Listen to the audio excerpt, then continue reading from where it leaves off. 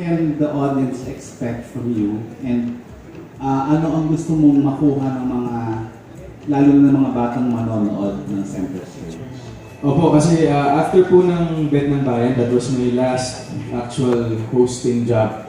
As well, aside from Meet Bulaga po na araw-araw kong ginagawa. Pero before po kasi, co-host po, side stage host po ako ni Ms. Regine Velasquez. So ngayon po, I'm gonna be hosting Centerstage as one of the main hosts. And I'm very proud of this show kasi it was originally, it's an original concept of GMA. So, talagang pinag-isipan po ito ng masinsinan para mabigyan po ng bagong flavor yung singing contest. And now po yung unang roster po ng contestants na ipapakita natin is for the kids. Pero not necessarily naman po na we're limiting the contestants sa mga bata. For now po, mga bata muna. And then later on, we will progress into a much older age group. So, yung center stage po, na-expect ng mga bata dito, it's gonna be fun, it's gonna be inspirational. And mas nahuhubog po nito napupush po nito yung pagiging kuya ko sa mga bata. Siyempre, mga bata po yung contestants natin. We want them to be inspired and motivated na even though hindi sila yung makuha sa contest na to, this will not be the end but the start of their journey as singers. So yun po yung in-encourage namin na maging image ng show sa mga bata, especially to the parents. Thank you, Alden. Thank you po. And for Betong, since singer ka rin naman, ano yung pwede mong wisdom or advices na maibibigay sa mga contestants ng mga bata or sa mga batang aspiring singers in general? Yun po, nahiya po ako dun sa singer po, pero salamat po sa inyo pong Na-concert ka ba? Di po, kasi po ngayon po kasi ang pinaka-responsibilidad ko po, kasi kung si Alden po yung before siya yung parang journey host, ako naman po yung journey host po rito. So, kalimitan po ang mga kasama ko po yung mga magulang, yung mga guardians sila, pero nakakausap po yung mga bata. Sabi po sa kami nga nila, kung hindi man sila palagi ngayon, dire-diretso lang, huwag bumitaw sa pangarap. Hindi ibig sabihin na pag hindi ka pinalad ngayon, tapos na, dahil bata pa sila, mas lalo na pag-ibayuhin yung kanilang craft, yung talent nila, dahil hindi natin masasabi sa mga susunod na mga contest pa na panasalihan, dire-diretso lang. So, huwag lang bumitaw sa pangarap and always pray para maabot natin yung mga pangarap. Ito yung madalas ko sinasabi ko sa kanila. Thank you. Thank you po.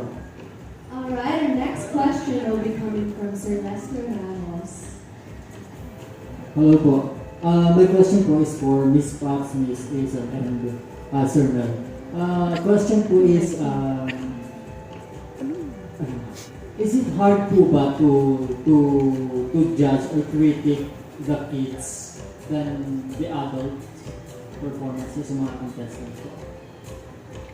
It's hard to judge, especially in a contest. Napakahirap po kasi syempre there will always be one winner and there will always be the others who always get disappointed. So, mahirap rin syempre yung trabaho namin. We don't want to hurt anybody, we don't want to disappoint. But somehow, this show, nakikita ko, we will be more encouraging. We cannot probably stop, lalo na pag bata, di ba? Sa may edad na nadi-disappoint na sila, what more pag children. So we're gonna try to be very careful to not, kumbaga ayaw natin pa disappoint sila to a point na titigil na nila yung dreams nila sa pagkanta.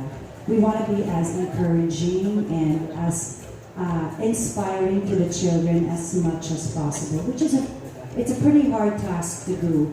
But sana ma-achieve po namin dito sa center stage. It's not just about saying negative things. It's not just about getting ratings to say negative things, but it's also about kumbaga titingnan din namin kung paano kami makaka-encourage sa mga bata.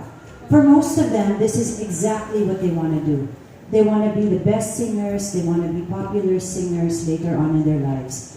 But for others naman, this is just a hobby, a passing thing. So hopefully, us as judges, makatulong kami doon. And of course, center stage as the show, and I said this before, hopefully center stage will be a stepping stone wherein they can figure out exactly what they want to do later on in their lives. How po Miss Aicelle and Fernandez? Kamusta po yung experience judging the kids so far?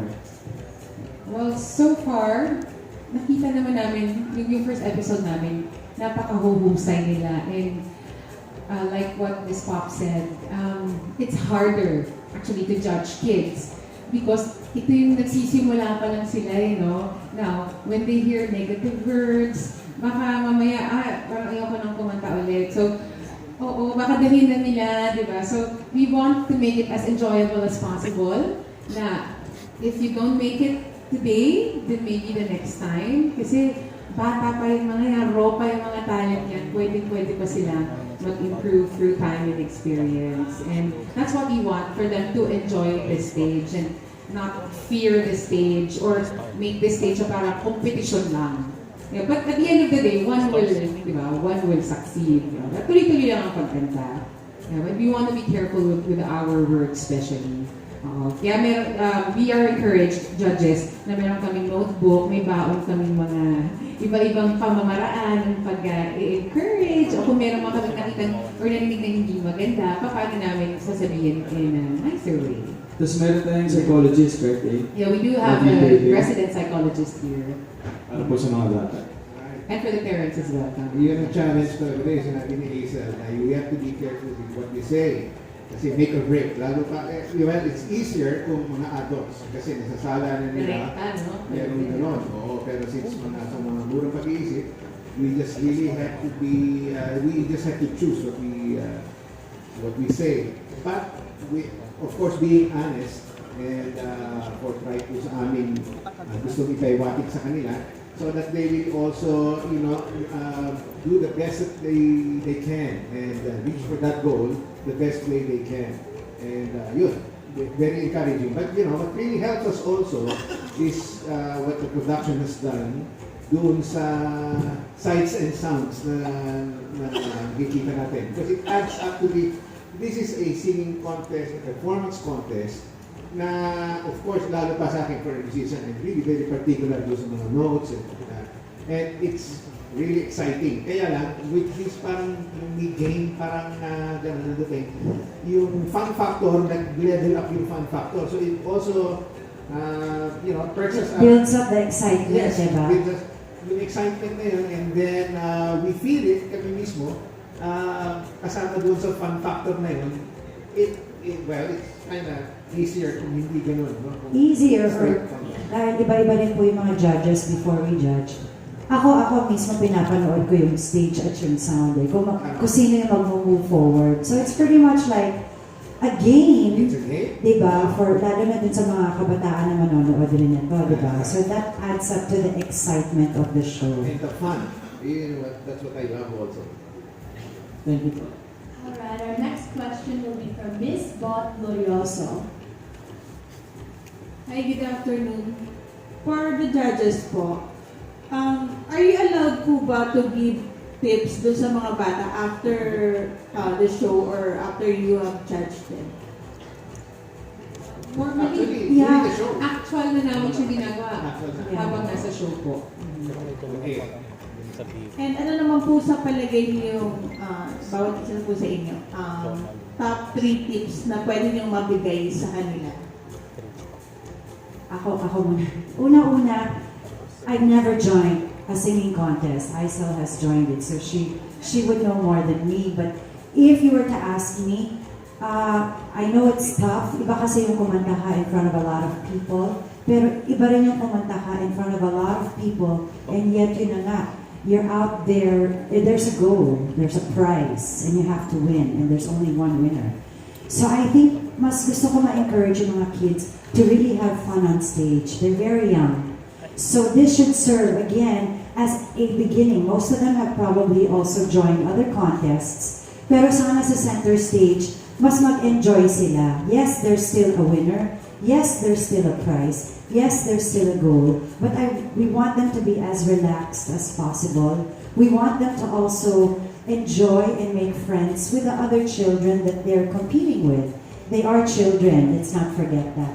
So sana yun yung ma-invite natin, di ba? Yung competition siya, pero backstage, madami silang mamimit at magiging kaibigan. At the same time, the minute they set foot on this stage, and they're here on center stage, mag-enjoy sila and they just show kung ano man yung talagang style nila, character nila, at talent nila. Well, for me, I joined several contests. Failed some. No, actually, lahat naman yan. Pero okay lang. Ako siguro, nung mas bata ako, na natalo ako, yung totoo, nalungkot ako. And I said, I will never join a contest again. Because it hurt me. Parang, hindi naman po yun yung gusto. Parang, kasi ang nakalaban ko, bumibirit. But I wasn't a biritera back then. So I understood. So sabi ko, hindi yun yung strength ko. Maybe, I'll build on my strength. And dun ako nagsimula. Hindi ba? So, that's one. Two, kanta lang ng kanta, ensayo ng ensayo. Kasi, habang tumatagal, gumagaling ka sa yung pagkanta, meron kang mga certain placements na discover, uy, kaya ko na to, dati hindi ko kaya. And then, third, never stop learning. It doesn't stop there. Pagka nakatutunan mo ng bumirit, that doesn't mean you're the best. You have to eventually mean what you say, di ba? Bawat letrang kinakanta mo, meron kang hatid na kwento. And that's what captures me as a judge. Yun, importante sa atin yun. I'm sure marami pang points si Sir Mel. Hindi, nasabi mo na. Nasabi mo na yan. And ang pinaka-importante sa akin, having been part of a couple of singing contests before, yung idea na kailangan makakonect yung kumakanta sa akin. Ibig sabihin na, kasi I have that capacity na I'm focused on the performer, and then nasa shot of yung ganyan, kailangan ma-affect mo ko. Or, in other words, like ang pangalan na sinabi ni Aicelle, na yung lyrics na sinasabi, na nandun sa loob ng song, kailangan nakikita ko yung istorya niya yun habang niya kinakanta. So actually, that's what gets me. And then, of course, But yung... it's rare kasi po mga bata pa, baka hindi pa nila Kaya yung yun. gusto kong sabihin na ibibigay kong tip din, lalo na doon sa mga handlers at mga parents, na that choose the songs na, alam mo, before, people or your parents would call me and then would ask kung ano ba yung mga tips na pwedeng bigay sa aking anak at kung sumasali sa ganito, and now ganito. Okay, isa lang ang sasabi ko normally sinasabi ko na yung kanta ko na pipiliin nyo, dapat naiintindihan ng bata. Kung hindi nyo naiintindihan, kayo as parent, kailangan explain nyo sa bata kung ano ibig sabihin ng kinakanta niya. Kasi saan kukuha ng emotion yung bata kung hindi niya alam ang ibig sabihin. So, I encourage the parents or the manager or handler na you get those songs, kung mahirap intindihin, i-translate mo muna doon sa bata. And then, from there, baka makakuha nahugot somewhere. Dahil kailangan intindihan niya yun song. Yan. So, mas importante po ngayon na mas na parang magaling siyang storytell through songs. Hindi yung pagbirit lang. Of course, yung birit kasi talagang parang given na yun visually at saka sa stage, hindi ba ba? Birit, pag may biritera, it's really impressive, Impressive na right? yun But I think singing, ako naman ang feeling ko dyan, because I'm not a biritera, singing, tama si Mel, is not just about the high notes, it's also about the emotions and the feeling that the audience will feel pag narinig na natin, lalong-lalo na itong mga batang po, di ba? And you'll be impressed, ha? At their age, I actually don't know where they're getting their emotions. I mean, how can they possibly have so many emotions na napapalabas nila through a song, samantalang ang babata pa nila. So, yun pa lang nakaka-impress na. Aside from their notes, high notes, and their stance, and the way they carry themselves, and their overall performance, it's already very impressive. But yun nga, emotions, somehow they already have it. So saan po kaya nila nakukuha yun, di ba? Thank you po.